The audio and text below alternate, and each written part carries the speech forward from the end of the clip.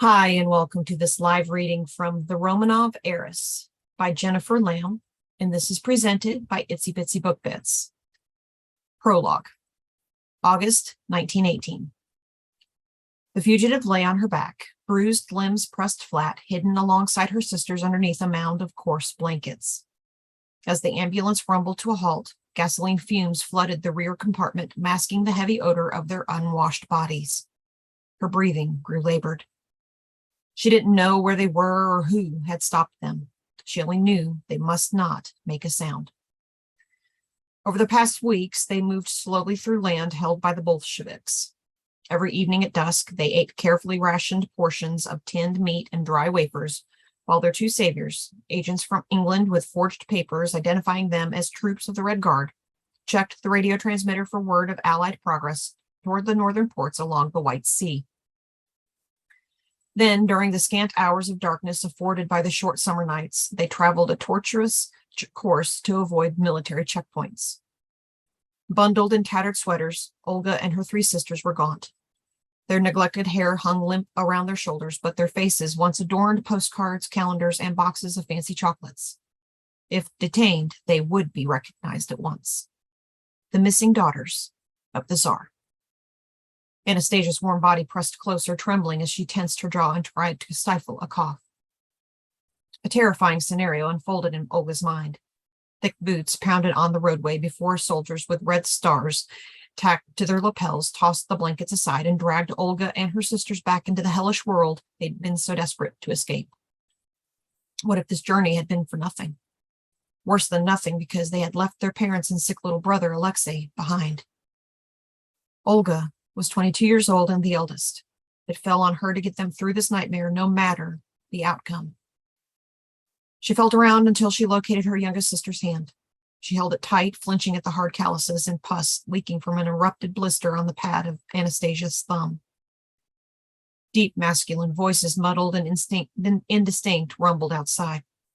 The fingers of Olga's free hand balled into fists, rage displacing fear.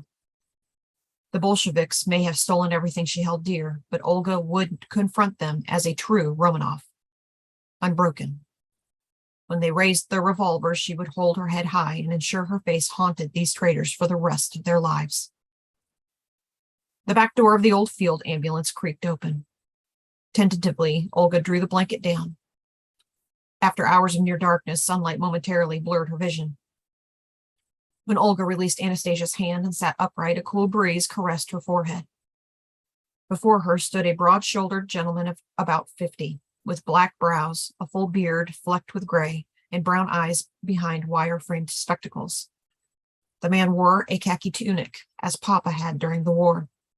The coat's golden buttons and belt buckle gleamed in the morning sun. "Your Imperial Highness."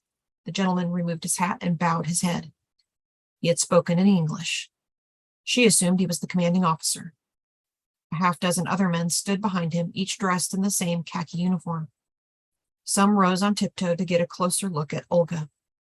None bore a red star on his lapel.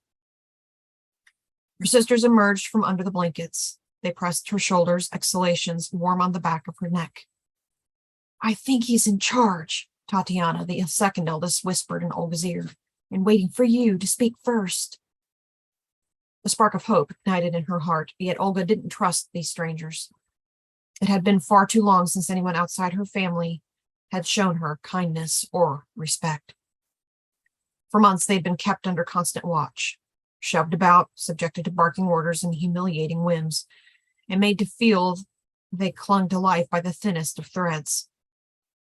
Olga remembered the defeated expression on her little brother's face when she'd said goodbye for the last time. Even her once proud father bent under the weight of captivity. Their saviors, the two men who had rescued them from that nightmare, rounded the vehicle and walked toward the soldiers, broad smiles brightening their ruddy faces. And then the words fell from Olga's tongue easily, as Mama had always preferred to speak English with the family. "We are here then? We've made it to British soil? We have delivered you to Arkhangelsk. From here, you will be transported to your new home." "We are in your debt, sir." Olga waited because she knew he would say more. There had to be more. While they had been rescued, their parents and brother remained imprisoned in Ekaterinburg, along with a handful of loyal servants.